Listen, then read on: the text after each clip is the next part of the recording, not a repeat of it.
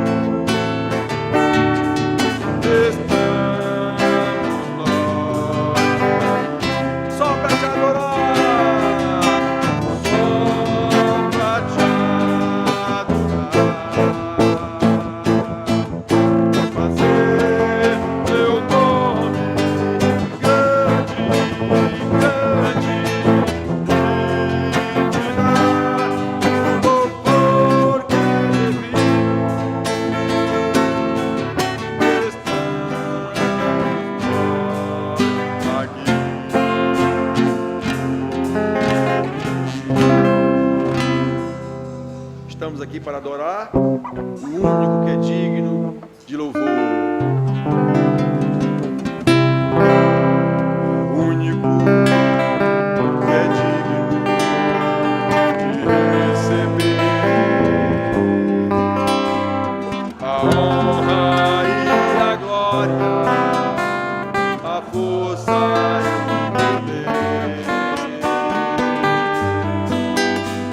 ao Rei.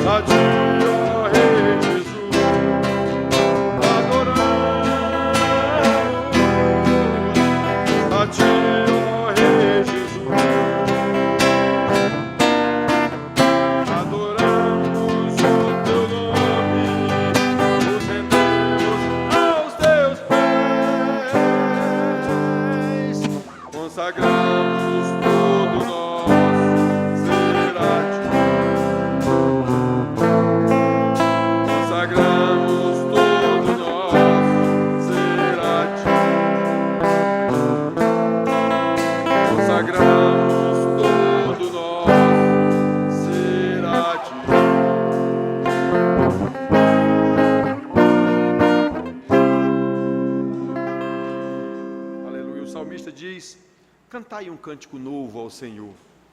Esse cântico novo não é uma música nova, não. É algo renovado dentro do seu coração. Diga que Deus é o Deus dos deuses, que Ele é o único Deus verdadeiro.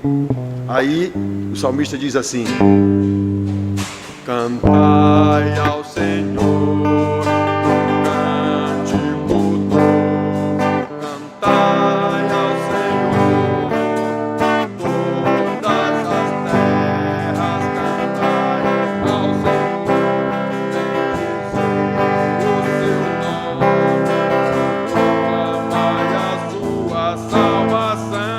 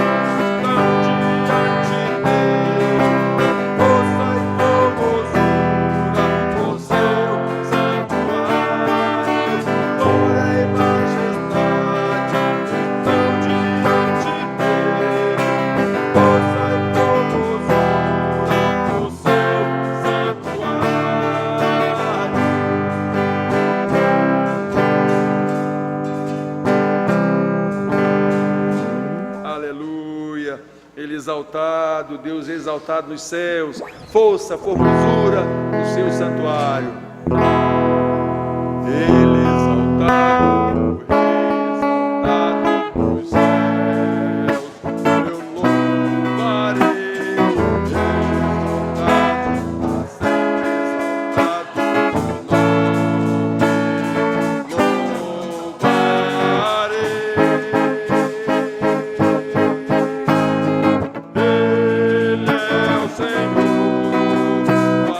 para sempre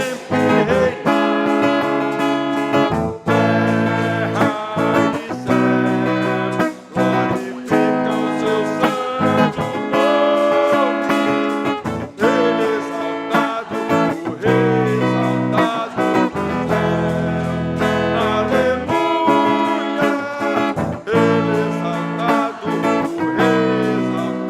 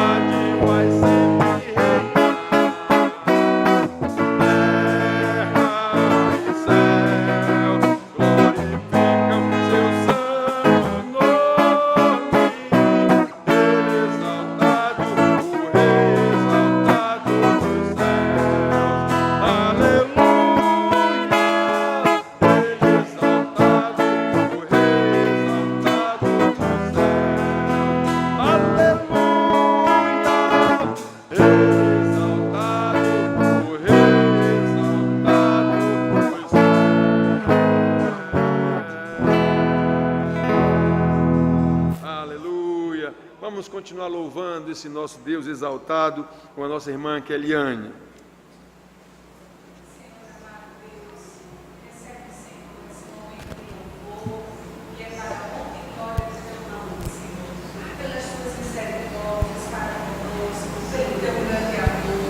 Oh, meu Senhor Deus.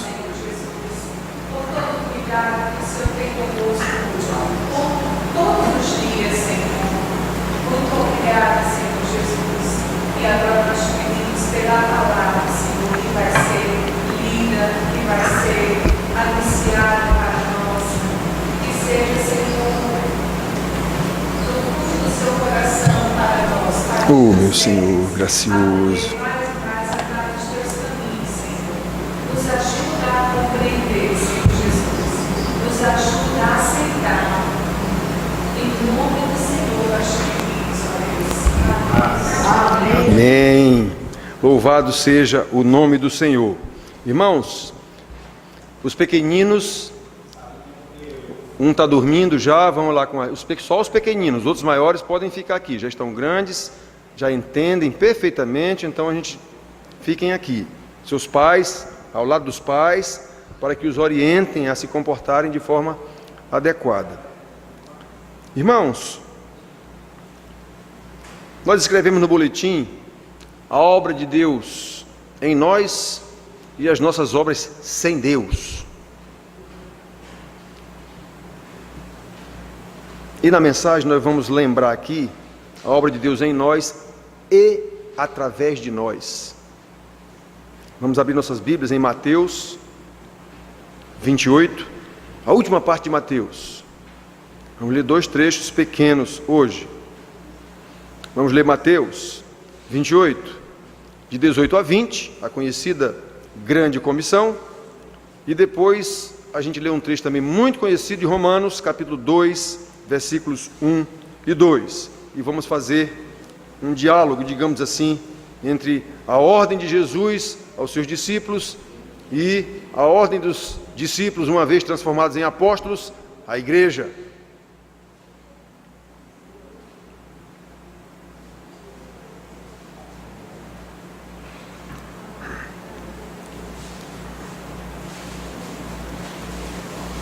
Então, Mateus, final do livro, capítulo 28, de 18 a 20, diz assim: Jesus, aproximando-se, falou-lhes, dizendo, falou aos seus discípulos: toda a autoridade me foi dada no céu e na terra. Ide, portanto, fazei discípulos de todas as nações, batizando-os em nome do Pai, e do Filho, e do Espírito Santo, ensinando-os a guardar todas as coisas que eu vos tenho ordenado. E eis que estou convosco todos os dias, até a consumação do século. Então esta foi a ordem de Jesus para os seus discípulos, transformados em apóstolos. Apóstolo é aquele que vai com a autoridade e o poder de quem o enviou. Assim como Jesus veio à terra como apóstolo do Pai, o Pai agora mandou os apóstolos dele para edificarem, criarem, fundarem e edificarem a igreja. Então nós agora vamos ler Romanos. Entre as muitas passagens das cartas apostólicas ordenando as igrejas, eu escolhi esta aqui para a gente ler e ver o que foi. Romanos 2, 1 e 2. Depois de Paulo dar orientação a esses irmãos da igreja de Roma, e em todas as outras cartas ele faz isso também, mas aqui eu escolhi esse texto em que ele diz o seguinte: rogo-vos, pois, irmãos, pelas misericórdias de Deus, que apresenteis os vossos corpos por sacrifício vivo, santo e agradável a Deus, que é o vosso culto racional.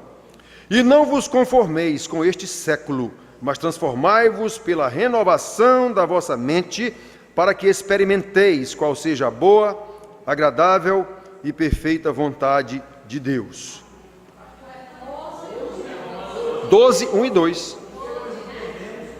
Não, 12, 1 e 2. Capítulo 12, versículos 1 e 2. Muito bem, irmãos. Eu tenho ouvido e visto na televisão e conversado com alguns irmãos que andam em muitas igrejas. São irmãos que visitam muitas igrejas, eles gostam disso. Estão errados. Você termina não firmando nenhuma doutrina. Você fica com a cabeça, como diz o pessoal, feito um samba do crioulo doido. Não sabe o que é certo, o que é errado, esse aqui diz uma coisa, aquele diz outra, aquele diz outra. Ou seja, o cidadão não tem uma bússola, não tem um norte. E um dos aspectos que nós temos ouvido muito, eu já ouvi pastores nossos aqui da igreja, meus amigos, pregando em algumas situações, e é comum se ouvir cada vez mais que a mensagem da igreja precisa ser relevante para os nossos dias, que a igreja precisa ter um papel relevante na sociedade, etc, etc, etc. E isso faz parte integrante, com todas as letras, da teologia da libertação das igrejas católica e luterana. Nada tem a ver com a doutrina reformada das igrejas da reforma protestante, por incrível que pareça. A luterana é uma delas. E essa teologia foi assimilada pelas outras igrejas evangélicas, inclusive as reformadas, batista, presbiteriana, congregacional, mesmo que elas neguem. Elas negam isso, mas agem assim. Tanto que a gente escuta os pastores falar: a igreja precisa ter uma mensagem relevante, a igreja precisa ter um papel relevante na sociedade. Segundo essa teologia, a igreja, através da sua mensagem e das suas ações, deve promover a justiça social na comunidade onde estiver inserida. Nessa linha, em várias ocasiões, inclusive na última igreja onde eu estive, Igreja do Bairro dos Estados, eu ouvi o pastor de púlpito desafiando a igreja nesse sentido: se a igreja sair daqui do bairro, o bairro vai sentir falta. Obviamente a igreja nesse caso está sendo vista como uma espécie de farmácia, bodega, supermercado, sindicato, alguma coisa nesse sentido.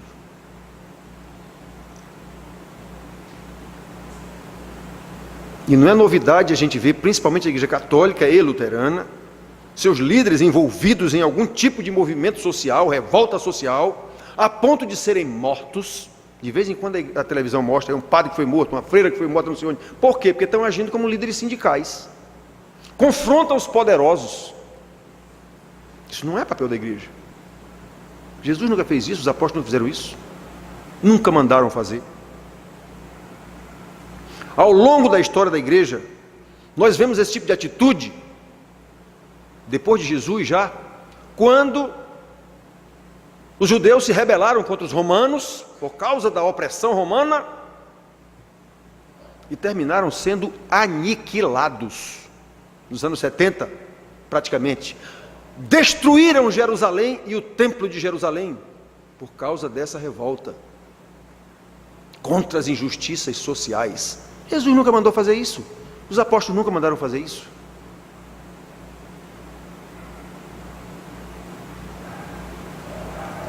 Destruição, perecimento, este sempre será o resultado das nossas obras sem Deus. Se Deus não nos mandou fazer, são obras nossas, como está no boletim.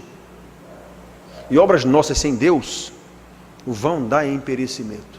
Se não dá em perecimento aqui na terra, dará no inferno.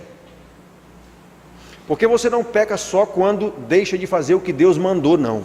Você peca quando faz o que Deus não mandou.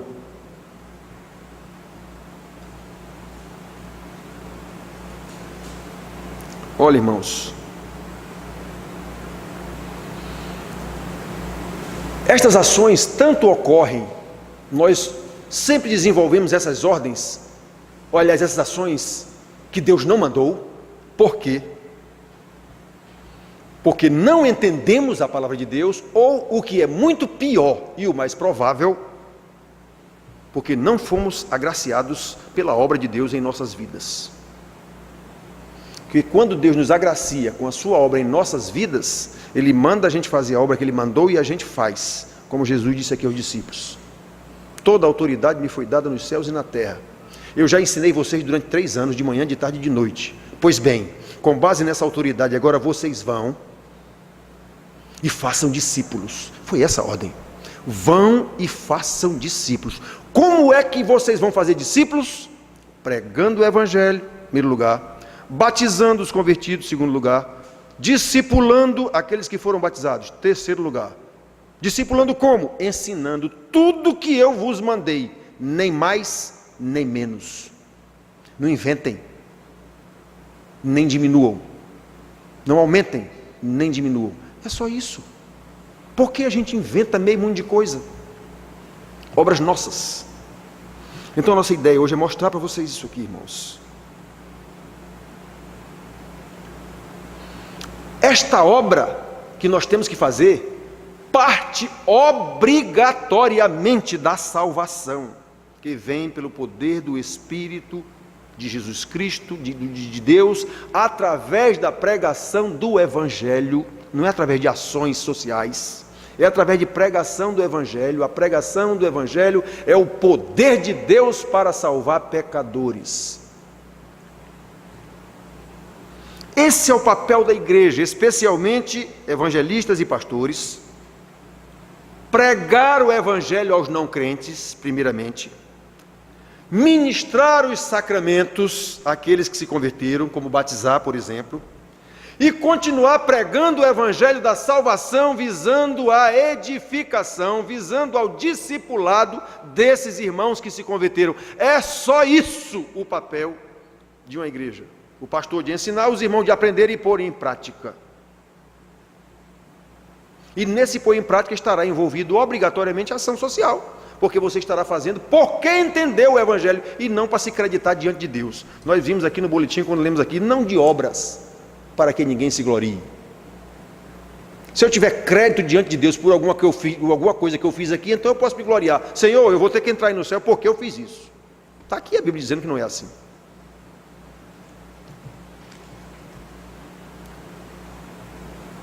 Irmãos, o que foi que Jesus mandou? Com base na minha autoridade que eu recebi sobre o céu e sobre a terra, vocês, meus discípulos, vão mundo afora e façam discípulos. Como? Batizando-os, pregando o Evangelho, batizando-os em nome do Pai e do Filho, ensinando-os a guardar todas as coisas que vos tenho ordenado. O que passa disso são obras nossas, sem o poder do Espírito Santo. Lembra do que Jesus disse também antes dele subir? Atos 1:8, mas recebereis poder ao descer sobre vós o Espírito Santo, e sereis quer dizer, então o quê? Quando vocês receberem o poder do Espírito Santo, aí vocês estarão capacitados a pregar o Evangelho em Jerusalém, na Judeia, em Samaria e até os confins do mundo. Ou seja, vão andando. Vocês começam aqui em Jerusalém e saem andando. Atravessem a Judeia todinha, entram em Samaria e vão até os confins do mundo. Era isso. Jesus não mandou edificar a igreja, construir templo. O templo foi exatamente destruído 70 anos depois dele. E ele disse, não ficará pedra sobre pedra. Jesus não mandou criar organização sócio-religiosa, como nós temos hoje. Isso é tudo obra sem Deus. Olha, irmãos, pastores não foram chamados para ser especialistas em economia. Pastores não foram chamados para ser especialistas em negócios. Pastores não foram chamados para ser especialistas em política. É o que mais a gente vê nos púlpitos. Pastores não foram chamados para ser especialistas em psicologia. Esse é que a gente vê nos púlpitos mesmo. Psicologia, sociologia. É o que mais se vê e se ouve nas pregações, nas igrejas. E os irmãos adoram ouvir isso. Para esse tipo de ensinamento existem outros tipos de instituições que também foram constituídas por Deus.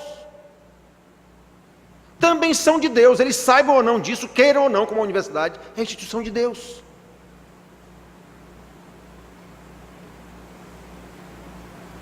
Escolas para os nossos meninos, universidades para os nossos jovens, consultórios de médicos, de psicólogos, de sociólogos, do que tiver, tudo isso é instituído por Deus, constituído por Deus. Centros sociais, escritórios, tudo isso é constituído por Deus para uma finalidade designada por Deus. O cidadão lá saiba ou não disso, queira ou não, admita ou não, é. Então Deus criou todas as agências, o mundo, Deus governa o mundo, não é o diabo que governa, não. Quando a Bíblia diz que o mundo está posto no maligno, é exatamente porque o mundo está seguindo o maligno, mas ele não governa coisa nenhuma, não. Quando chama o maligno de príncipe deste mundo, é por isso. Príncipe por quê? Porque tem súditos que o seguem, é só por isso. Que obedecem às suas ordens, é só por isso que ele é citado pelo próprio apóstolo e pelo próprio Jesus como príncipe deste mundo. Mas ele não governa nada, não. Irmãos, preste atenção no que eu vou dizer agora. Até mesmo para a criação de filhos, não há ensinamento bíblico para o pastor ensinar aos pais, a não ser a exortá-los a criar os seus filhos na lei de Deus, na disciplina e na exortação do Senhor, na admoestação do Senhor. É a única coisa que tem na Bíblia para um pastor, para um profeta ensinar aos pais. Quem tem que ensinar filho é pai, não é pastor, não. O que tem escrito na Bíblia é que aos pais, ouve Israel, o Senhor nosso Deus é o único Senhor. Ouve Israel. Amarás, pois, o Senhor teu Deus de todo o teu coração, com toda a tua alma, com toda a tua força. Estas palavras, Israel, estarão no coração. Que estas palavras? A lei que ele já tinha dado toda, isso está escrito em Deuteronômio. Então toda a lei para trás, que eu já dei para vocês, Israel, estarão nos seus corações. Então a partir desta lei estar nos seus corações, vocês ensinarão a seus filhos. E disso vocês falarão assentados em casa, andando pelo caminho, ao deitar, ao levantar, escreva nos umbrais das portas. É isso que o pastor tem que dizer para os pais. Mas quem tem que ensinar filho é pai, não é pastor, não.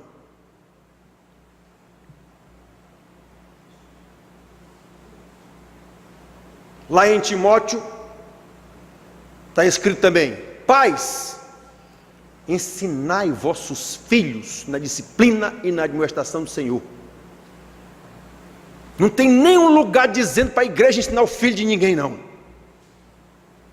São os pais que têm responsabilidade e obrigação de ensinar seus filhos. A igreja vai lhes ensinar a lei, vai ajudar vocês a entender a lei. Esse é o papel de um pastor: ensinar, fazer discípulos, está vendo? Vão, preguem o evangelho e batizem e façam discípulos. Então o nosso papel é fazer discípulos, e vocês vão criar seus filhos.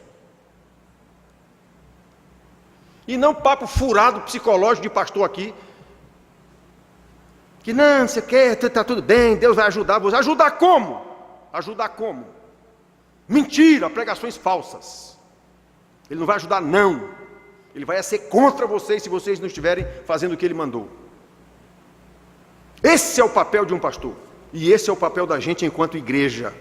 Mostrar aos nossos vizinhos como é que nós criamos nossos filhos. É diferente. É diferente. Ah, mas esse pessoal é diferente. Esse pessoal é diferente. Porque esse pessoal é crente. Esse pessoal é diferente mesmo. Olha, irmãos, em todos os lugares que eu passei, no Banco do Brasil, eu e Margarete éramos apontados pelos outros colegas do banco como esquisitos, porque a gente não deixava nossas filhas estarem junto com os filhos deles na rua, não permitiu que eles fossem lá em casa também. Vão corromper nossas filhas. Eu não vejo como é. Eu não vejo como é que eles tratam os filhos, como é que os filhos os tratam na ABB, onde nós vamos lá todo fim de semana. Então eu vejo, eu não quero minhas filhas andando com esses meninos, nem eles lá em casa. Eu estou vendo que eles são mal educados. Eles vão contaminar minhas filhas. Então nós nunca deixamos. Quem ensina minhas filhas sou eu, e não moleque de rua.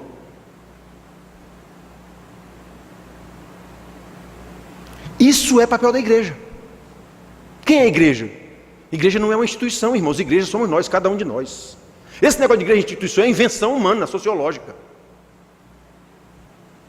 Cada um de nós é igreja, cada um de nós é templo do Espírito Santo, e nós nos reunimos eventualmente 1, 2, 3, 4 vezes por semana, exatamente para estudar a palavra de Deus, para nos edificar mutuamente, para que no nosso dia a dia, na nossa vizinhança, com nossos filhos, no campo de futebol, na escola, na universidade, no trabalho, eu mostre quem é Jesus. É isso.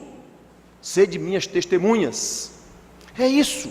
Igreja não é clube sócio-religioso, não. Como, na verdade, é. Só que não era para ser. Não era para ser, queridos. Como lemos nas palavras de Jesus, pastores não foram enviados, chamados, aliás, primeiramente, capacitados e enviados com uma missão própria. A missão não é minha, a missão é de Deus. Qual é a missão da igreja? A missão da igreja é a missão de Deus. A igreja não tem missão, a missão é de Deus. A igreja apenas operacionaliza esse negócio. A igreja apenas executa, a missão é de Deus, é Ele quem vem buscar aqui os seus eleitos. Jesus já veio, já morreu, deixou os apóstolos para ensinar, os apóstolos ensinaram, chegou até nós, está aqui a Bíblia, pois agora nós vamos seguir esses mesmos ensinamentos, porque Jesus virá buscar a sua igreja, isso é a missão dEle, determinada pela Trindade na eternidade. A missão é dEle, nós somos apenas operadores dessa missão.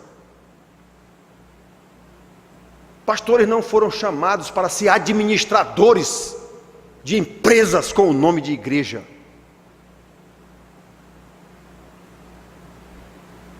Eles foram chamados, capacitados e enviados a partir da autoridade que Jesus recebeu do Pai sobre os céus e sobre a terra, para serem sábios nas Escrituras.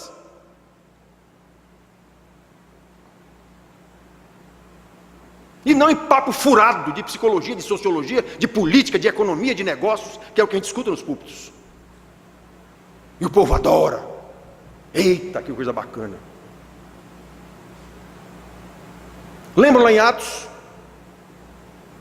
capítulo 6, a igreja começou a crescer, umas mulheres que não eram israelitas, eram gregas, viúvas, começaram a reclamar que não estavam sendo assistidas. E os apóstolos chamaram o povo lá, os líderes que estavam lá, olha, presta atenção meninada, venham para cá. Olha, se organizem aí, elejam gente entre vocês, cheios do Espírito Santo, esse é o ponto de partida, tem que ser salvo, para comer de conversa. Senão as ações são deles, as ações dele não servem para nada, as ações são de Deus. Lembra que nós lemos aqui? Pois somos feitura dele, criados em Cristo Jesus, para as boas obras, as quais o quê? As boas obras que são de Deus, e que ele criou desde antemão, para que nós andássemos nelas. As obras são dele, nós somos apenas operadores dessas obras. Pois é, então esses homens têm que ser primeiramente cheios do Espírito Santo, e botem eles para servir esse pessoal que está reclamando aí, porque nós fomos chamados para o ministério da palavra, nós não fomos chamados para ministério social.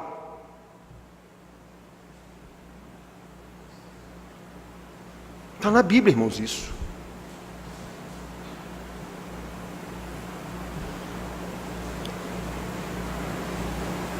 Os pastores foram chamados para serem especialistas em palavra de Deus e não em negócios seculares.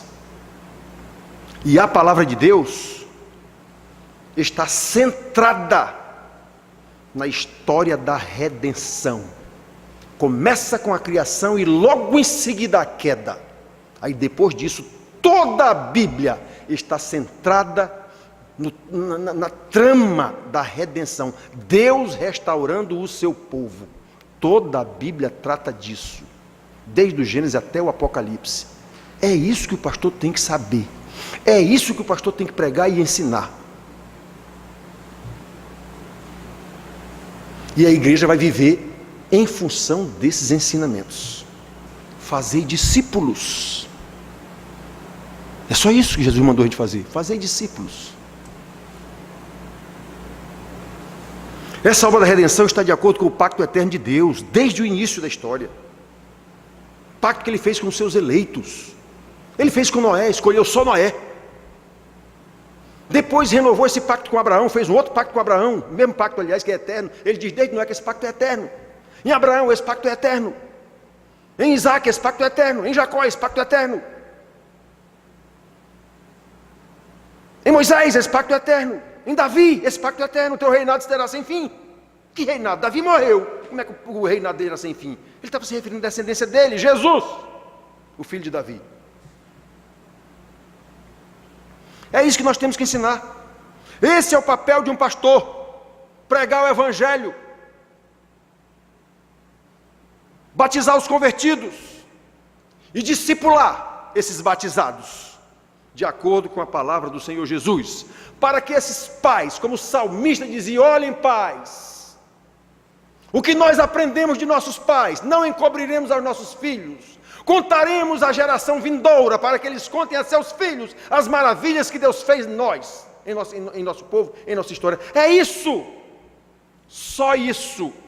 Nós só temos que viver o evangelho, e esse viver é o pregar o evangelho, sabendo que eu não tenho condição de fazer isso sem estar debaixo do poder de Deus.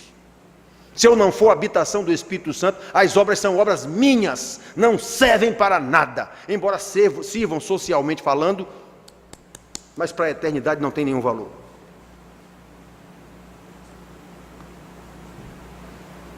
Outro aspecto que nós queremos ver é o que nós lemos de Paulo. Romanos 12. Paulo ensinando a esses irmãos, rogando. Aqui ele não está nem ordenando, ele está rogando.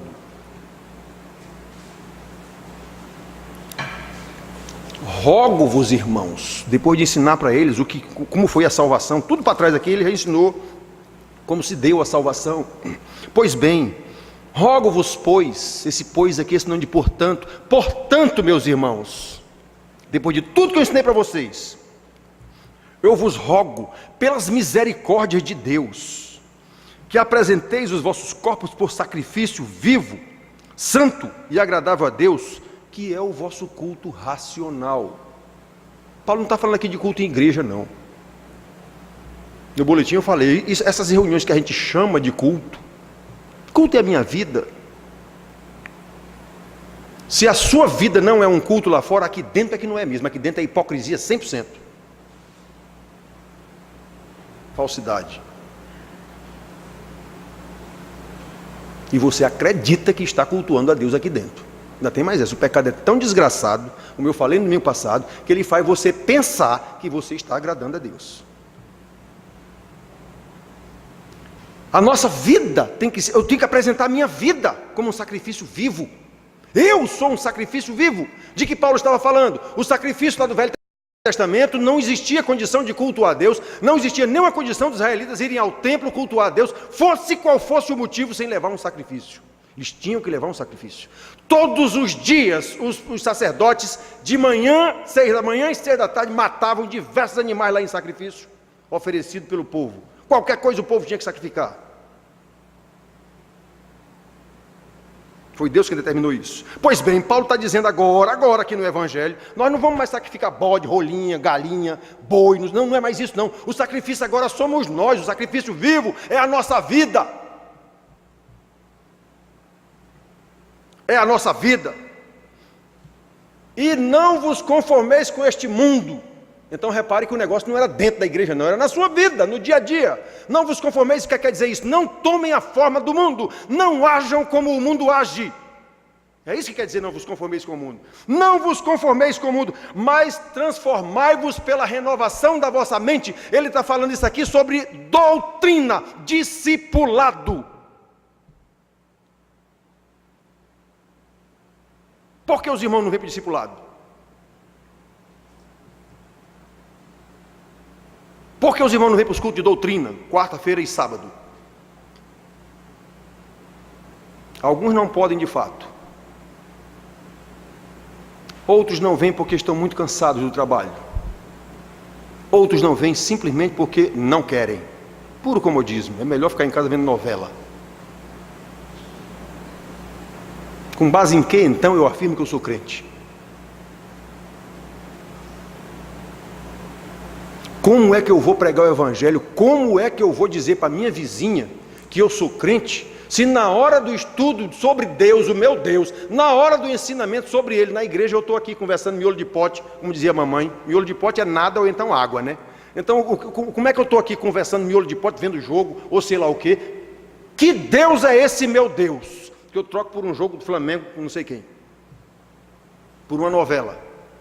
Para aprender patifaria numa novela. Para aprender prostituição, traição, mentira, engodo, roubo.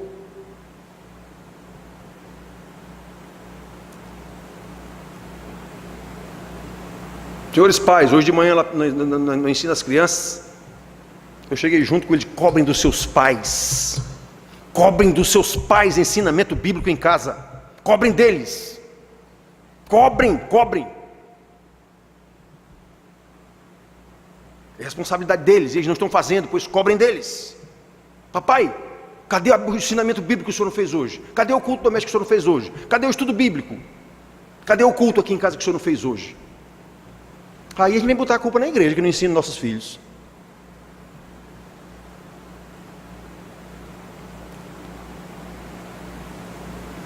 Olha, irmãos, isso é outro aspecto que nós precisamos considerar nesse ensinamento. O diálogo entre a ordem de Jesus e a nossa prática.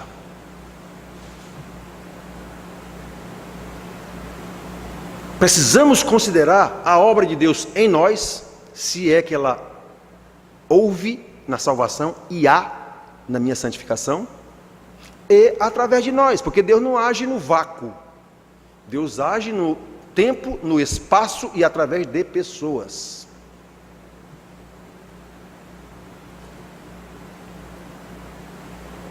Pois essa obra, precisamos saber que é uma obra relacionada à salvação, primeiramente. Não é função do Evangelho transformar pessoas más em pessoas boas. Não é função do Evangelho transformar pessoas pobres em pessoas ricas, como as igrejas neopentecostais ensinam aí. Igreja católica com a teoria da libertação, igreja luterana com a teologia da libertação. Não é isso, não tem essa finalidade o Evangelho.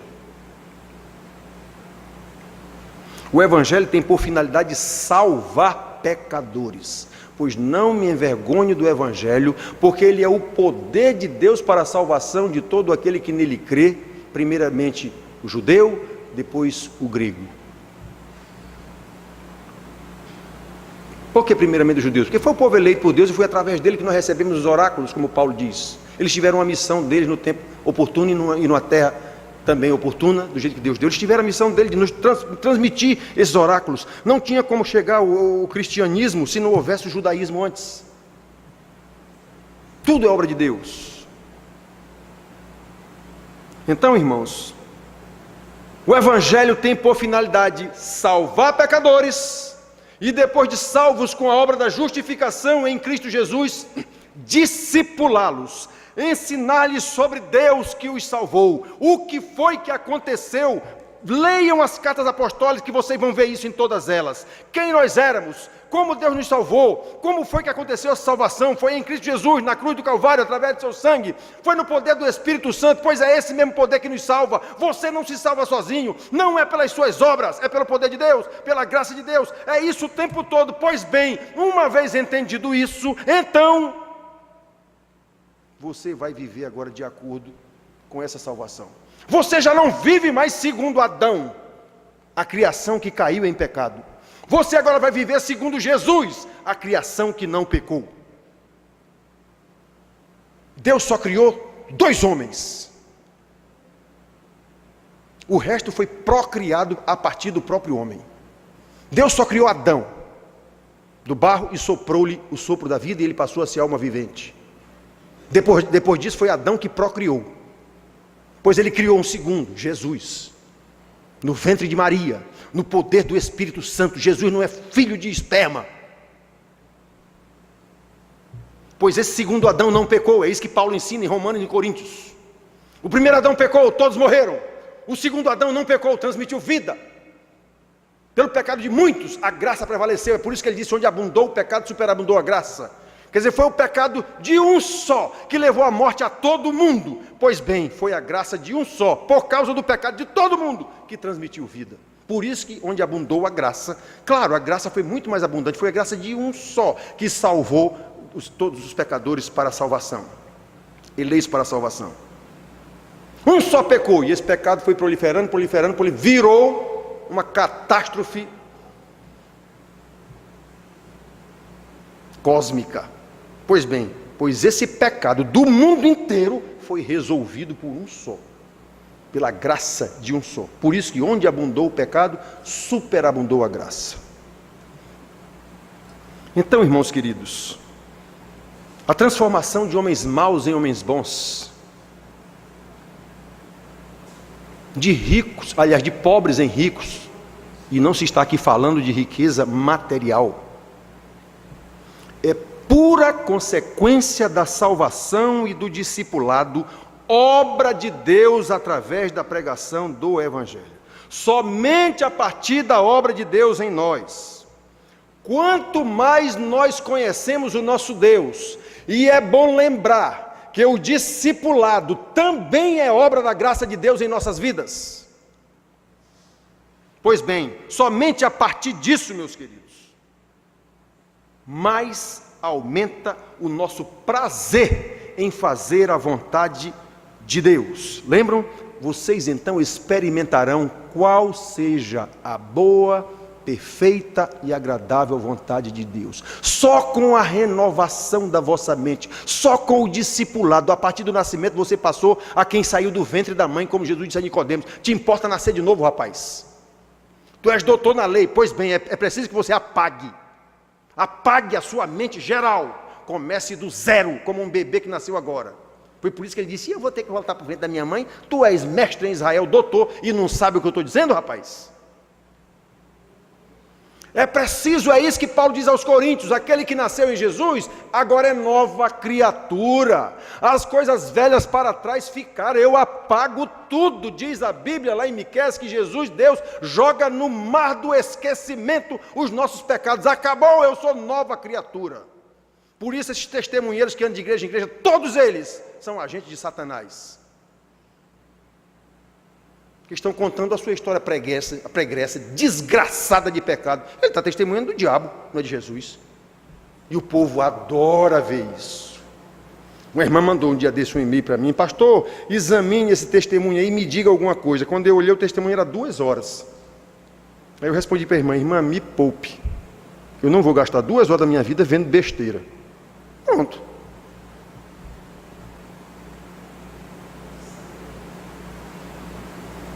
Não vi o testemunho.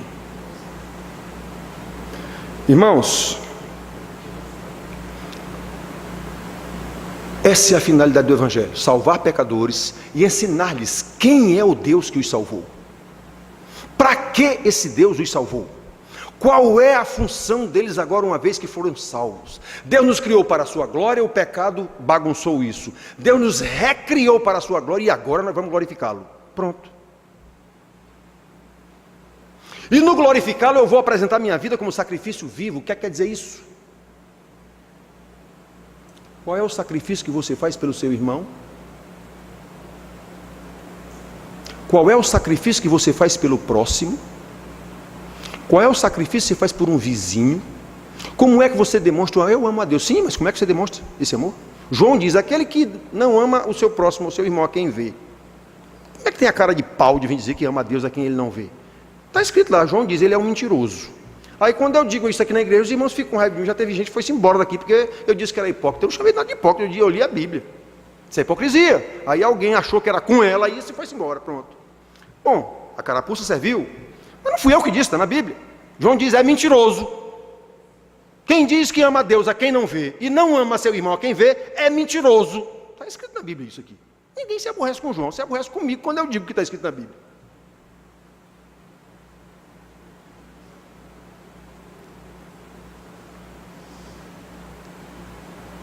Olha, irmãos, a transformação, repito, de homens maus em homens bons, não depende da gente, é obra de Deus.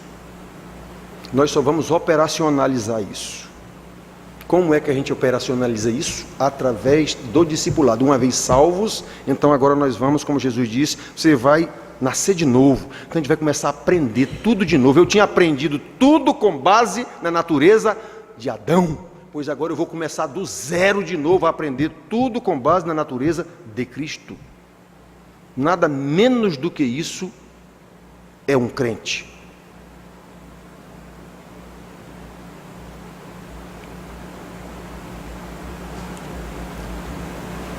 Os apóstolos do Senhor Jesus, segundo a sua ordem de fazer discípulos, ele mandou lá atrás, nós lemos lá em Mateus, ide, vão, esse ide é vão. Começa aqui, vocês não estão em Jerusalém? Pois é. Depois que vocês receberem poder, vai descer o Espírito Santo. Não saiam de Jerusalém, está lá no final de Lucas isso. Não saiam de Jerusalém até descer sobre vós do Espírito. Não saiam, fiquem aí. Eles ficaram. Aí lá no início de Atos, que é a continuação de Lucas, Jesus disse, olha,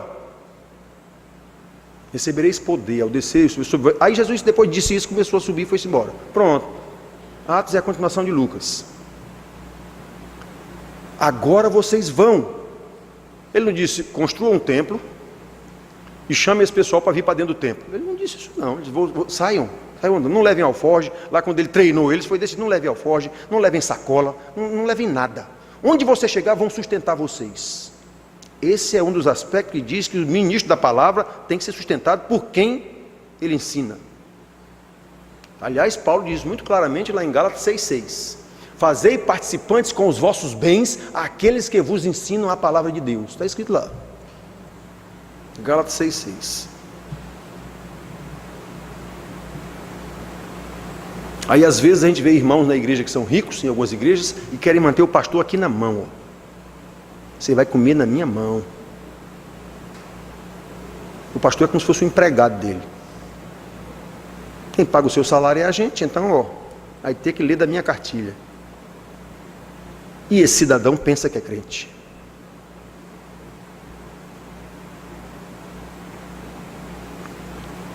Olha, irmãos, os apóstolos de Jesus, segundo a ordem que ele deu aos seus discípulos, vocês vão ensinar o que eu mandei, nem mais nem menos.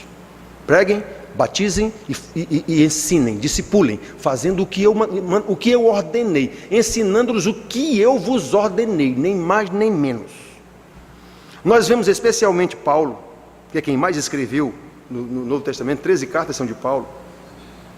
Então nós vemos que Paulo, e os outros apóstolos também, mas especialmente Paulo, eles nos dão ricos ensinamentos a esse respeito, irmãos. O que é que Deus ensinou? O que foi que Jesus ensinou? Como é que Ele quer que a gente haja? Irmãos, tem muitos ensinamentos aqui nas cartas apostólicas. Jesus não deu ensinamento para a igreja, não, nem igreja existia. Ele deu ensinamento para os seus discípulos, para transformá-los em apóstolos. Aí esses apóstolos ensinariam a igreja. Ensinamento para a igreja está no Novo Testamento, nas cartas apostólicas. Claro que a gente tem ensinamento de toda a Bíblia, mas eu tenho que entender que tudo que está aqui no Velho Testamento está aplicado aqui no Novo Testamento, para a igreja. Está destrinchado já no Novo Testamento para a igreja. E eles ensinam, irmãos, que se antes não houver a obra de Deus em nós, as nossas obras serão puras obras sem Deus. É necessário que Deus primeiro nos salve pela sua graça. Foi Ele quem nos escolheu desde a eternidade, nos chamou no tempo oportuno, nos justificou pela justiça de Jesus Cristo, e agora bota em nós o seu Espírito Santo para nos santificar. Espírito Santo nos santifica. É isso, nada diferente disso.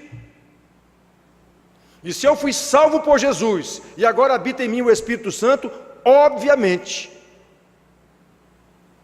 logicamente, eu vou fazer a vontade dEle. É Ele que está dominando a minha vida. A minha vida será um testemunho de Jesus. Não pode ser diferente disso, irmãos, e é isso que os pastores têm que ensinar em todas as igrejas. Era isso que qualquer pastor devia ensinar nas igrejas. Cobrar dos irmãos, e não ficar aqui com papo furado de economia, política, psicologia, não sei o que, não sei o que.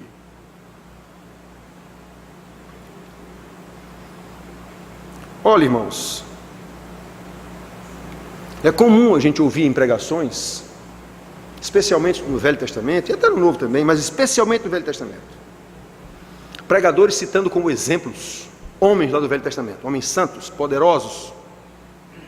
Abraão, José, Moisés, para não ficar só em homem, Ana, mãe de Samuel. Samuel é outro exemplo. Ruth, bisavó de Davi. Davi, Isaías, profeta, grande profeta. Daniel, homem corajoso desde jovenzinho. Paulo, um gigante na história da evangelização missionária e como pastor também. Tantos outros exemplos nós vemos em pregações. Os caras usam aquilo e dizem: você também pode ser assim. É mentira. Isso é mentira, isso é papo de psicólogo. Eu participei de um evento com uma psicóloga muito conhecida aqui na nossa cidade, escritora, motivadora, palestrante de motivação psicológica. Mostrou lá um filmezinho que parece aquele pessoal sem braço, sem perna, que fica pintando com a boca, com um pincel e fazendo coisa lá. Depois mostrou um outro nadando também sem perna. Depois mostrou uma que atravessou o Canal da Mancha nadando. E mostrou o seguinte: qualquer um de nós pode ser isso. Eu digo: ai meu Deus do céu, esse que nem braço tem, ele faz isso. Imagine a gente com 2 braços e 2 pernas, não tem uma perna. Aí quando terminou, eu falei com ela: de doutora, a senhora é crente? Sou. Da primeira igreja batista. Digo: então a senhora não pode estar ensinando isso, isso é mentira. Isso é mentira. Essas pessoas receberam um dom especial de Deus. Esse cara nasceu sem um braço, eu posso ter 20, eu nunca vou pintar que nem ele. Beethoven é Beethoven, Ronaldinho Gaúcho é Ronaldinho Gaúcho, Pelé é Pelé, Maradona é Maradona. Ninguém é igual a eles. Não ensine isso, é mentira sua. Olha, é brincadeira. Ele ficou me olhando assim, digo: não ensine isso não, é mentira sua, isso é balela de psicólogo. Ora, bola, se todo jogador pudesse ser igual ao Messi, todos seriam. Quem não quer receber o salário que o Messi recebe? Eles têm o mesmo treinador, jogam com a mesma bola, vestem a mesma roupa, estão no mesmo hotel, comem a mesma comida, têm o mesmo psicólogo, têm o mesmo preparador físico, tudo. Por que todos não são igual ao Messi? Eles não querem não? Eles querem, mas jamais serão. Pelé é Pelé e acabou essa conversa. Maradona é Maradona. Jacó é Jacó. Não teve 2 Jacó na Bíblia, não. Só teve um e pronto. Então você dizer que todo mundo pode ser isso é mentira. Mas as pessoas ficam: eita, eu posso. A mulher é só eu querer. Ora. Então você vê pregações das pessoas mostrando esses heróis da Bíblia que a gente pode ser igual a eles. Isso é mentira. Não pode não. Não pode não. Basta eu querer ter a coragem que Daniel teve, que eu vou ter. Helder, basta querer ter a coragem que Daniel teve, que eu vou ter. Não, isso é mentira.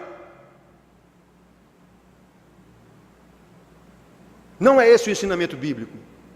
O ensinamento bíblico é que Deus opera em nós conforme o seu querer. Deus nos dá dons conforme lhe apraz. Não é você que escolhe, não.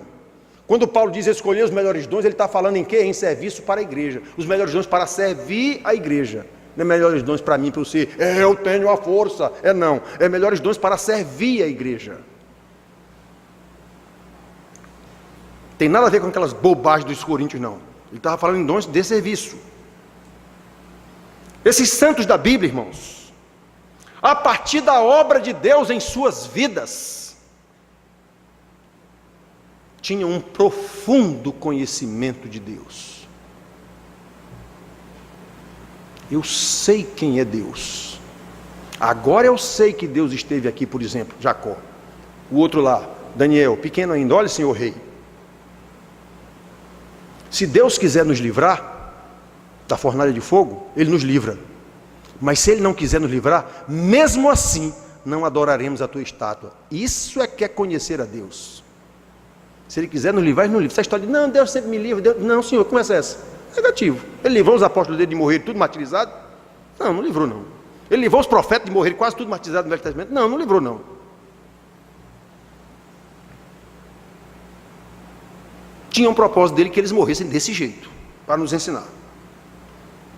Então, irmãos, Paulo, por exemplo, tudo que ele sofreu, mas ele chega a dizer: quando eu sou fraco, aí é que eu sou forte. Porque ele sabia, e aliás ele completa dizendo: porque aí é que se aperfeiçoa em mim o poder de Deus.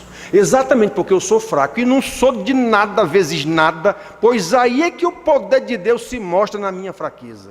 porque eu não estou vencendo tudo. Pego uma pisa onde chego, sou preso onde chego, passo fome, passo frio, e o Evangelho está seguindo comigo. Isso é para vocês verem que quem está em mim é o poder de Deus. Aliás, Deus já tinha dito isso lá para aquele homem de 300, como é? Gideão. 30 mil soldados. Não, vai deixando, fica só com 300, sei lá quanto. Isso é, você vai ganhar essa guerra com esses 300 para você saber que o poder não é seu, não, é meu. Deus disse para ele.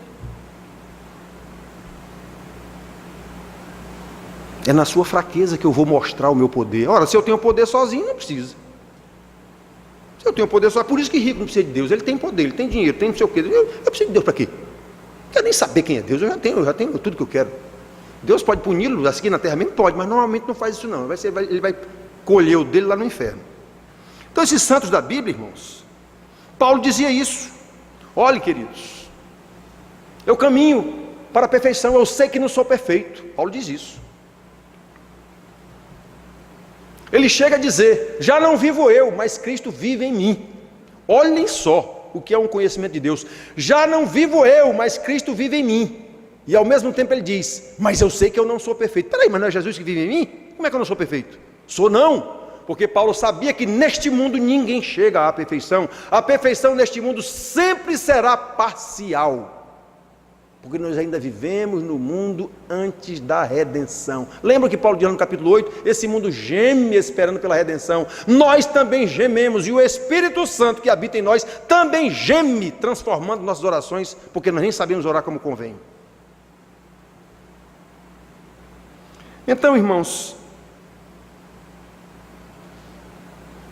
mesmo assim, o apóstolo diz que em todas as coisas nós somos mais que vencedores por meio daquele que nos amou. Quem foi que nos amou? Deus. Sua graça, amor de Jesus Cristo que se deu por nós. É isso que a gente tem que saber na igreja. É assim que nós temos que viver. Ora, se Deus me amou, Jesus me amou e me perdoou todos os meus pecados, ele não tinha nenhum pecado, quem sou eu para agora não querer perdoar um irmão da igreja, inclusive? Com base em quê? Olha o tamanho da arrogância. Deus, o Deus do céu, desceu, veio para uma cruz, morreu por causa do meu pecado, e agora eu não perdoo o pecado do irmão. Mas eu sou crente. É não. Se fosse, entenderia que não tem cabimento uma atitude dessa na vida de um crente. Eu não me conformo com o que Deus me deu, mas eu sou crente. É não. Se fosse, cumpriria o que a Bíblia diz: conformai-vos com o que tendes, sabendo que Deus cuida de vós, porque Ele mesmo disse, nunca vos deixarei, jamais te abandonarei. É isso que me basta. Paulo, estou doente, minha graça te basta, continue doente. Qual é o problema? Está doente. Estou sofrendo, pois é, eu vou lhe dar força para aguentar a dor, se for necessário. Entenda que chefe de doença não é Satanás, não, chefe de doença é Deus.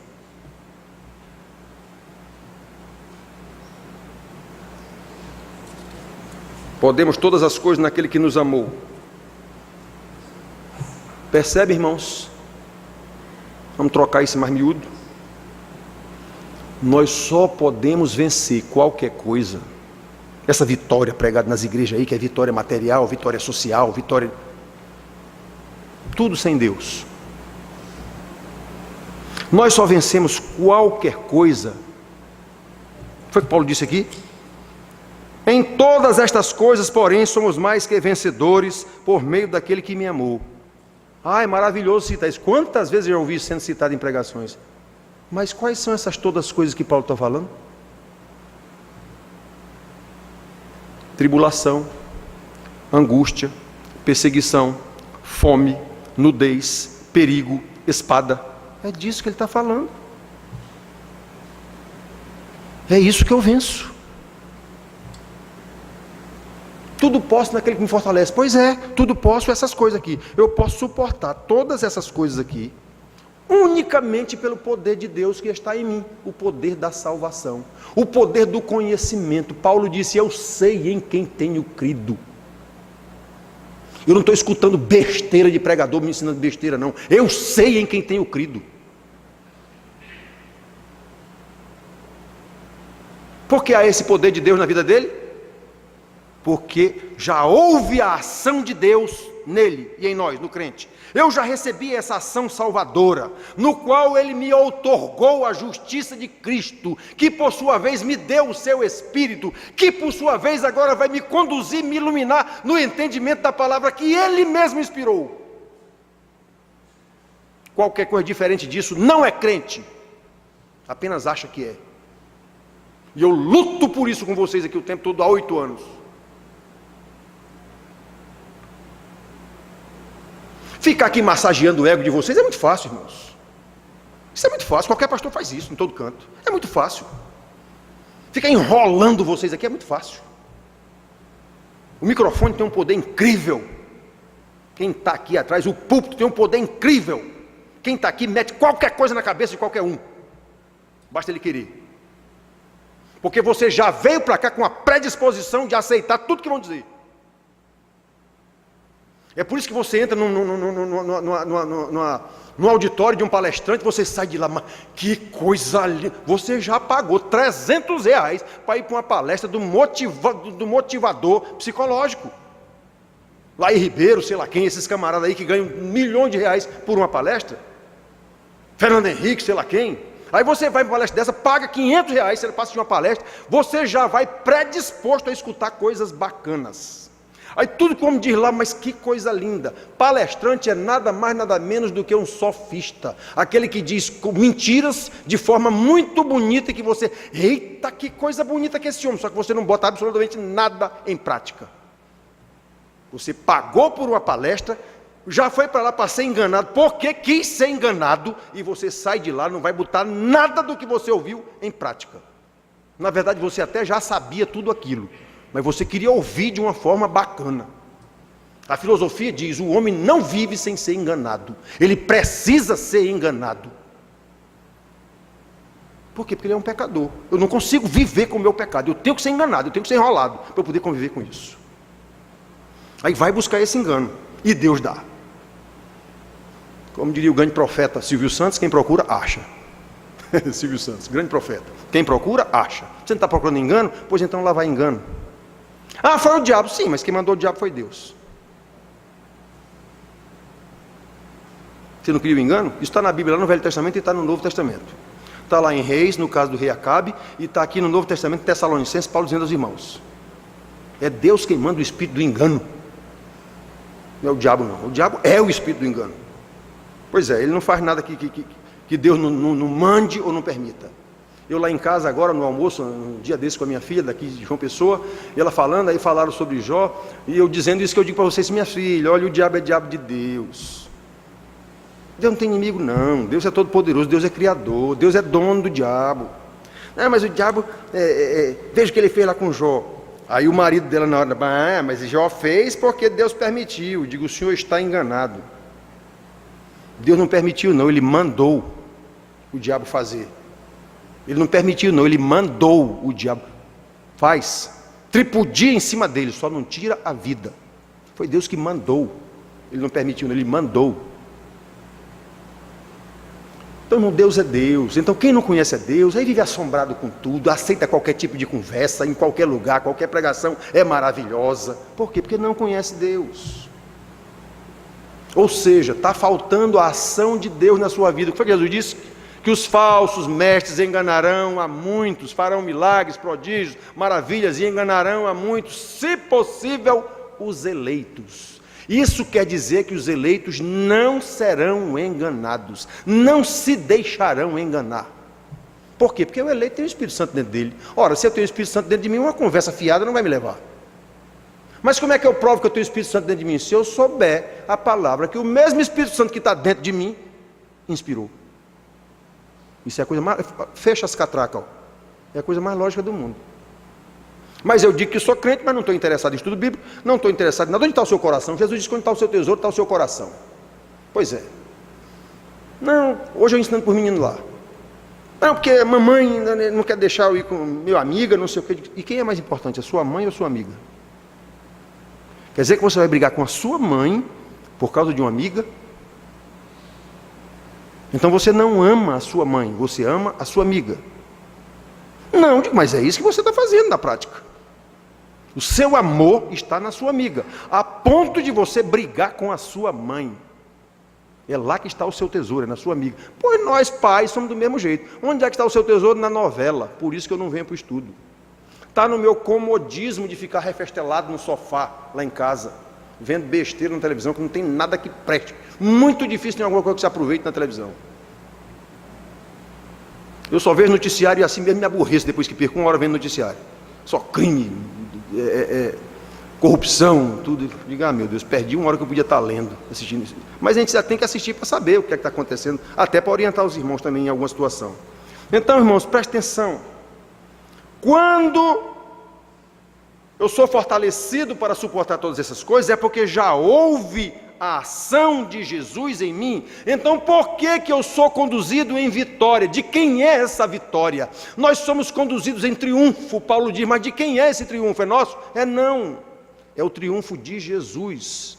Nós somos agregados a Ele, e no seu triunfo nós andamos com Ele à frente. É isso que explica o livro de Apocalipse todinho. O Cordeiro venceu todas as tribulações, dragão, besta, fera, cavaleiro da morte, do céu, o que tiver no Apocalipse, ele venceu, e a igreja vence com ele. Esse é o ensino do Apocalipse. O Cordeiro venceu, e a sua igreja vence com ele. E só adorarão a besta todos aqueles cujos nomes não foram escritos no livro da vida do Cordeiro que foi morto desde a fundação do mundo. Está escrito. Os eleitos não serão enganados, os eleitos não adorarão a besta, os eleitos não vão atrás de pregação fajuta.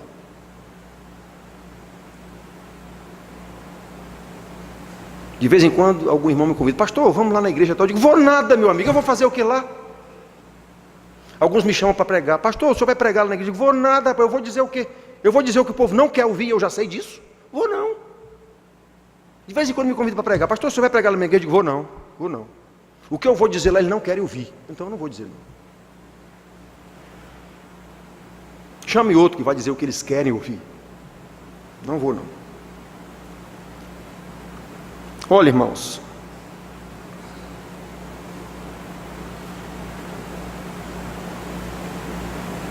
os servos de Deus, de Jesus e seus discípulos, falarão e pregarão e viverão apenas aquilo que eu vos tenho ordenado, como ele disse. Os apóstolos vivenciaram aquilo que Jesus disse. Não mataram a mim, não fizeram a mim sofrer, pois eles vão fazer muito mais com vocês. Está acontecendo com algum de vocês aqui? Pois é, ele disse aquilo para os discípulos dele, não foi para você não. O que ele disse que ia acontecer com os discípulos, aconteceu. Está acontecendo com alguém aqui? Pode estar acontecendo com alguém no mundo aí, mas aquilo é uma realidade dele lá. Indonésia, não sei onde, Índia. Aquilo é uma realidade deles lá. Nós não temos essa realidade. Então essa palavra não é para nós. Qual é a perseguição que eu estou tendo por causa do Evangelho? Nenhuma. Nunca tive e nunca terei praticamente aqui no nosso Brasil, onde tudo é avacalhação. Igreja do cuspe santo, não sei de que, igreja não sei de que. Basta você querer botar uma igreja, botou e fica por isso mesmo. Até macumba, que antes era perseguida pela polícia, hoje não pode mais, hoje está na lei. Qualquer um pode cultuar do jeito que ele quiser. Pronto. O Brasil é um país laico. Então aqui ninguém é perseguido por causa de religião. No máximo há um preconceito, e está se diminuindo cada vez mais, o preconceito pelas religiões afro. Está aí a universidade, que é uma academia, uma catedral para defender esses cultos. Defender e divulgar e propagar e ensinar.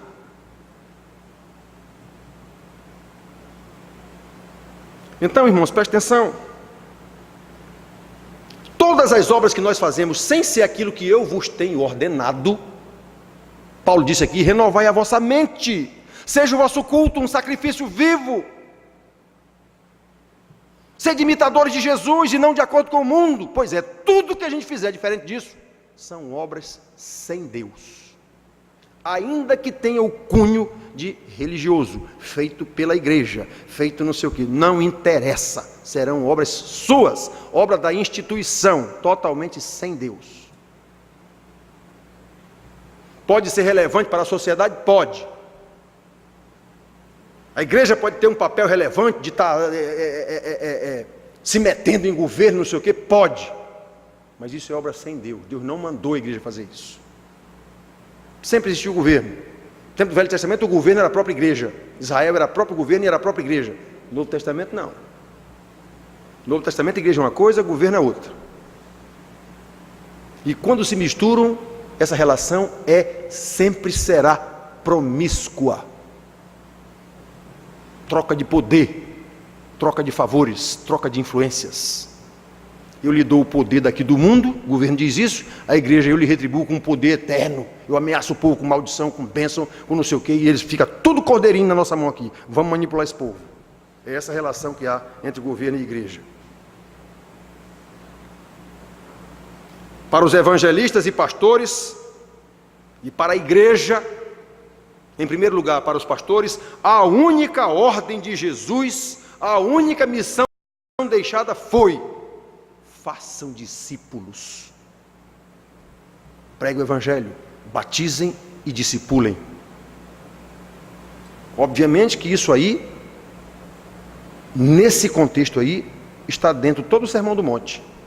Ame seus inimigos, você é bem-aventurado quando é perseguido, seja pacificador, seja manso, está tudo dentro. Toda a lei está iniciando de toda a lei está em ama a Deus sobre todas as coisas e ao próximo a ti mesmo. Pois é, vá e mostre isso. Pregue o evangelho, batize e ensine. Foi só isso. Aí eu me viro em empresário religioso. É brincadeira um negócio desse. Empresário religioso, dono de uma igreja, porque os pastores de uma igreja são praticamente donos.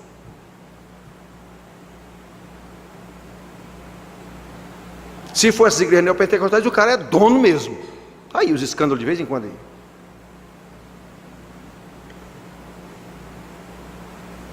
Para a igreja, a única missão é: vivam em santidade. Rogo-vos, pois, irmãos, pelas misericórdias de Deus, que apresenteis os vossos corpos por sacrifício vivo, santo e agradável a Deus, que é o vosso culto racional. E não vos conformeis com este século, mas transformai-vos pela renovação da vossa mente, para que experimenteis qual seja a boa, agradável e perfeita vontade de Deus. É só essa a missão da igreja. A igreja fazendo isso, ela vai estar fazendo bem ao próximo, ela vai estar cuidando de quem precisa, ela vai estar se amando mutuamente, se edificando. Tudo isso está dentro disso aqui. Interessante é que os camaradas se pegam em algumas, a igreja mesmo, instituição, se pega em alguma partezinha das palavras de Jesus. Não, tem que dar o dízimo, tem que sustentar o pastor, tem que não sei o quê, porque Deus disse, justo, digno é o trabalhador do seu salário, tem que dar dinheiro para a igreja, porque Jesus disse lá para os homens, não, você tem que dar o dízimo e tem que sustentar seus pais, façam isso e aquilo, está lá escrito. Sim, colega, mas ele também disse ao jovem rico, vá, venda tudo que você tem, dê aos pobres, então siga-me. Quem é que está interessado em cumprir essa parte aí? Isso é uma ordem clara de Jesus para um cidadão lá. Quem é que está interessado em cumprir essa parte? A parte que está dizendo que é para me dar dinheiro, essa eu vou pregar nas igrejas até a morte. Dízimo, tem que dar o dízimo, tem que sustentar o pastor, sim, e a parte que tem que vender e dar aos pobres, por que essa parte eu não prego? Porque eu não estou interessado em dar nada para ninguém, eu quero é ser sustentado. Então quando ele diz aqui, vão, e a vossa vida seja um sacrifício vivo, quem é que vai se sacrificar por alguém? Quem é que está interessado nessa parte? Pois é, isso está dentro do mandamento da igreja. Ah, vamos evangelizar. O que é evangelizar? É ir perturbar os outros 1h da tarde, na hora da sexta, batendo na porta. Olha, eu tenho aqui um folhetozinho de Jesus para você. Ah, meu Deus do céu.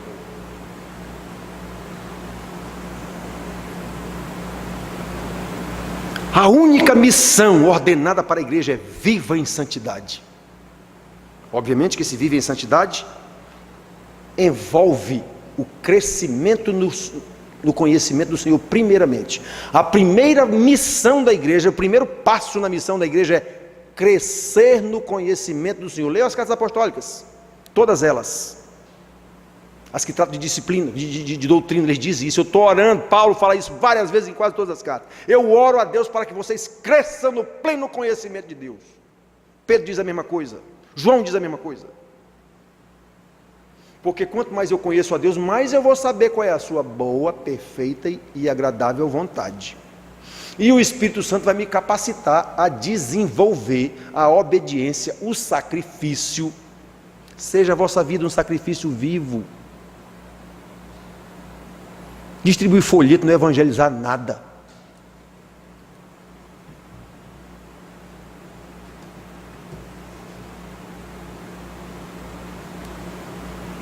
Nós precisamos, queridos, crescer no conhecimento de Deus, e isso ensejará, isso nos levará a um sacrifício em favor do próximo. Lembra do samaritano? A parábola que Jesus contou? Pois é, o cara ia passando no caminho dele, com o jumentinho dele, viu o homem lá, e os outros, os crentão lá, os ungidões, sacerdote, levita, passou tudo largo. Aí vem lá um porco imundo, cachorro, samaritano, se compadeceu do camarada, botou no seu jumentinho, levou para a pousada, pagou a conta do homem, deixou lá mais dinheiro e disse: olha, se passar disso que você vai cuidar dele, quando eu voltar eu lhe pago. Sacrifício vivo é isso. Quando Paulo diz que a vossa vida seja um sacrifício vivo, vosso culto não é estar aqui na igreja não, o culto é a sua vida.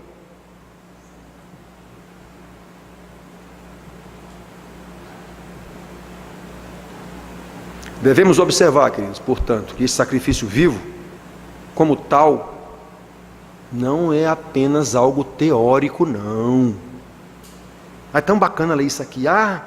Renovai-vos, rogo-vos, irmãos, que apresentei os vossos corpos por sacrifício vivo. Isso é tão bacana. Sim, mas o que quer dizer isso? Como é que isso se operacionaliza? Como é que isso vira prática? É isso que é o papel da igreja. É essa a ordem para a igreja. Mas eu estou disposto a fazer isso? Não! Nem eu, nem ninguém quase dentro da igreja.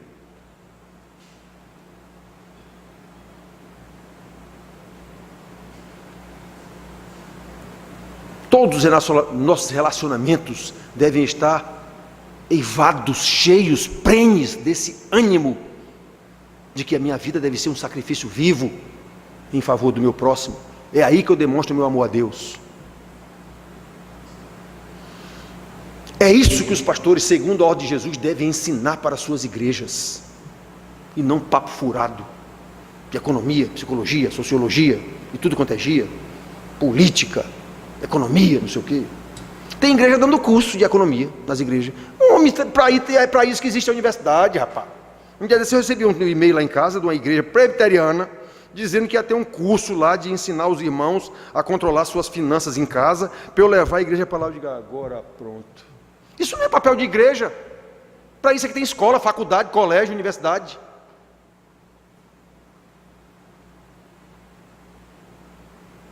Ensine esse povo a ser santo, que eles não vão se endividar. Pronto.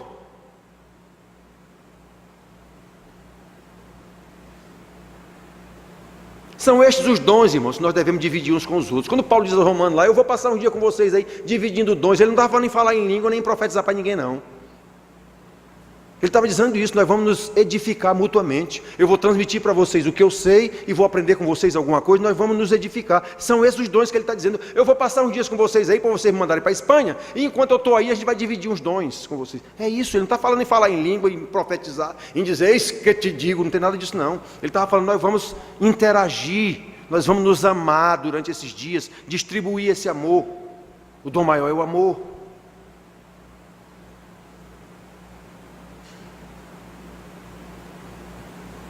Precisamos mostrar ao mundo o amor de Deus que há em nós. A oração de Jesus sacerdotal termina dizendo isso: Pai, que eles sejam um, como eu sou um contigo, e eles sejam um em nós e nós neles, para que o mundo saiba que tu me enviaste. Presta atenção, Jesus não está dizendo para que o mundo seja salvo, não.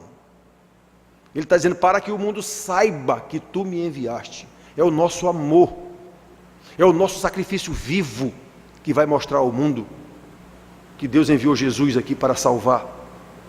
Esse é o papel da igreja, irmãos queridos. As ações que se seguirão naturalmente serão ações de Deus em nós e através de nós. Aquelas ações as quais Ele preparou para que andássemos nelas, lá em Efésios 2:10, que nós lemos aqui no boletim. São ações de Deus e não ações nossas. Nós somos apenas operadores dessas ações. Para quê? Para que o nome dele seja louvado e não nós sejamos fotografados e mostrados na televisão porque estamos fazendo as coisas. Se for isso, Jesus disse: você já teve a sua recompensa. Os fariseus gostam de orar nas praças, gostam de se mostrar, não sei o que. Pois bem, eles já tiveram a recompensa deles. Não tem mais nada para ir no céu. A recompensa deles já foi dada aqui na terra mesmo. O reconhecimento dos homens. Pronto.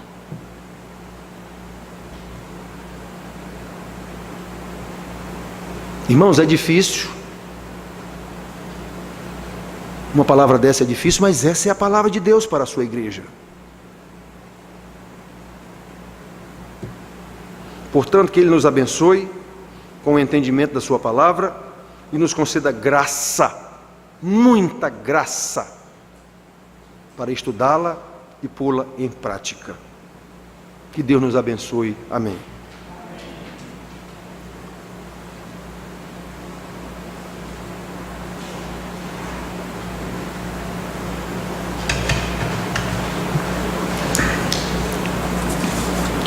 O último hino que está no boletim. Então, irmãos, o Idemar se operou, como eu disse para vocês, passou por momentos difíceis lá, esperando o médico, mais de 12 horas, não foi, Idemar? Foi muito mais de 12 horas esperando o médico para fazer a cirurgia, o que nós qualificamos como irresponsabilidade e falta de respeito com o paciente, mas eu estive lá com o Idemar, e ele esperou. Foi operado já quase 10 horas da noite, desde 7 da manhã esperando lá no hospital, em jejum, desde 7 da noite do dia anterior. Eu ainda pensei em comprar uma frutinha para ele, uma jaca, mas não era permitido. Pois é, mas Deus é maravilhoso. A cirurgia foi bem sucedida, está aí Iremar já pulando corda. Júnior vai fazer essa cirurgia, só vai trocar de médico. Só vai trocar de médico. E Deus está conosco nessas coisas. Deus está conosco nessas coisas. Então, olha, irmãos, nome precioso. Mas esse nome precioso não é nenhum abracadabra, não. Ah, em nome de Jesus. Aliás, isso agora virou moda. Em nome de Jesus, todo mundo conversando na rua. Ah, não sei o que, em nome de Jesus. Não sei o que, em nome de Jesus. Não, mulher, vai lá em casa em nome de Jesus. Às vezes a gente escuta na rua duas pessoas conversando. O tanto de vezes que eles dizem em nome de Jesus é brincadeira. Quer dizer, eles não sabem nem o que é que quer dizer, não sabem nem quem é Jesus, apenas sabem da história. Nome de Jesus. Então esse nome é incomparável. Ele é o Rei dos Reis. Só que no Brasil ninguém sabe o que é rei, porque o Brasil não tem rei, nunca teve. Até os reis que vieram para cá de Portugal eram uns palhaços, não eram reis de nada também, eram uns palhaços trapalhões. Então nós não sabemos o que é rei, na nossa história nós não sabemos o que é rei. Senhor eterno, nós não sabemos o que é Senhor. Senhor para nós virou apenas um pronome de tratamento. Nós não sabemos o que é Senhor. Senhor é dono de quem das pessoas, de tudo. Senhor Deus, Ele é dono, criador de todas as coisas, da vida e da morte, para todas as coisas. É isso que é Senhor. Nós não sabemos o que é isso. Senhor para nós é qualquer tratamento. Chama esse senhor aí, o cara é um bêbado, vagabundo, mas você chama esse senhor aí, você não sabe nem o que é. Chama esse senhor aí para mim. Então a gente não sabe mais o que é também. Então ele diz aqui: leva tu contigo o nome. Esse nome está comigo. Nem um abracadabra não, é que eu sei em quem tenho crido, como Paulo diz. Sou mais que vencedor em todas estas coisas. Que todas estas coisas? Angústia, espada, perseguição, morte, o que vier, eu estou com o Senhor. Muito bem, vamos lá. Dona Lorena não, a Síria.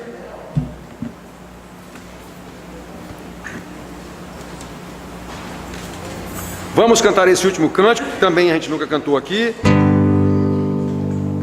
É a primeira vez que a gente vai cantar aqui, mas a gente vai aprendendo esses cantos. Hoje de manhã, na escola dominical, nós já cantamos 3 hinos antigos. A gente está rememorando a nossa inódia, o nosso inário que caiu no esquecimento.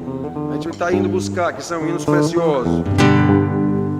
Santo nome incomparável, tem Jesus o amado Deus, Deus Rei, Senhor eterno, Deus do céu, nome bom, força, fé, a esperança do porvir. Nome bom, força, fé, a esperança do porvir. Leva tu contigo o nome de Jesus o Salvador. Esse nome dá conforto, sempre onde for. Nome bom, força, fé, a esperança do porvir. Nome bom, força, fé, a esperança do porvir. Este nome leva sempre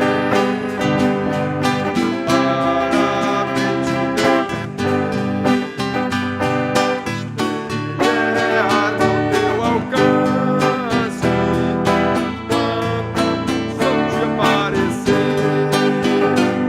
Nome bom, força, fé, a esperança do porvir. Nome bom, força, fé, a esperança do porvir.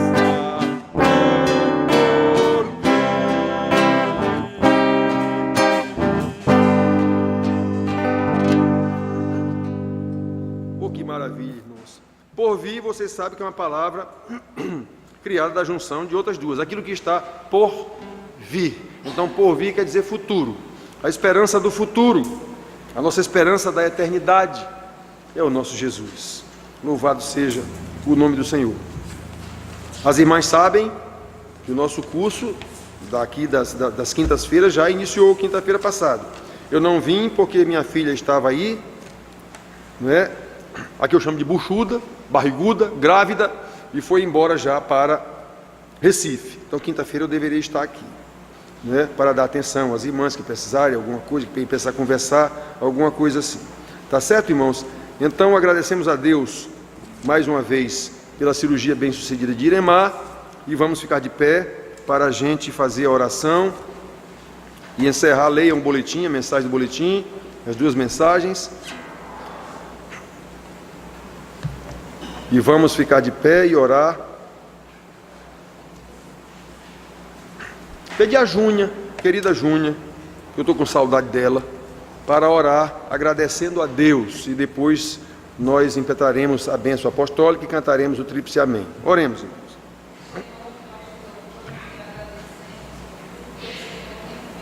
Ó Senhor.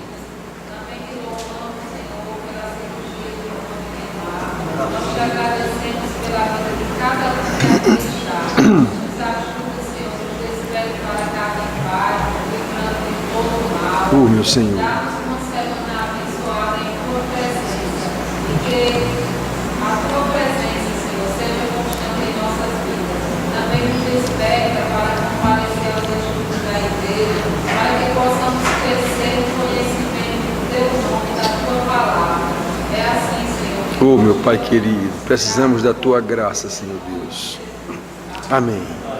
E a graça do nosso Senhor Jesus, o nosso querido e eterno Salvador, o amor de Deus, o nosso eterno Pai, que em Cristo nos salvou, a comunhão do Santo Espírito que em nós habita e nos conduz em santidade de vida até o dia do encontro com o nosso Senhor, seja com todos vós, Igreja de Deus aqui reunida, hoje e sempre.